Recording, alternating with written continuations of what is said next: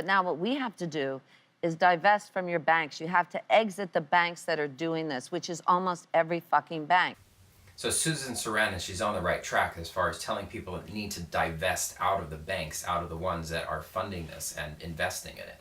But she doesn't go far enough. She doesn't understand it. She's just now realizing that, oh, the banks are connected, and so she's pulling money out. But she needs to go a step further. Because I didn't even think about it. You know, you don't think how your bank is spending your money. And then when you go to look and you see that they're the ones that are paying for this. Because you pulling your money out of their bank doesn't really make much of a difference, because they have access to unlimited funding through the Federal Reserve discount window and repo market, and through the ability to create currency out of thin air through fractional reserve banking.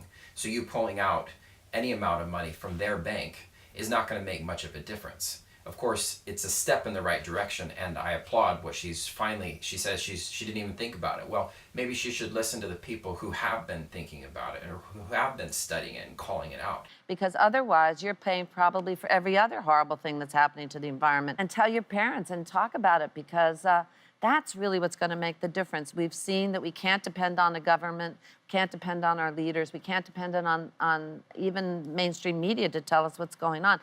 This is part of a move towards decentralization of power that people are just becoming aware of. And this is also being spread throughout the social media. People are finally grasping it. Of course, what she's suggesting doesn't exactly have the ramifications that she's hoping for, but it's a step in the right direction. And this move towards decentralization is something you need to be prepared for. And not just get your money out of their banks and hold it in their paper currency, but get it into something tangible, something that will actually survive outside of their own system.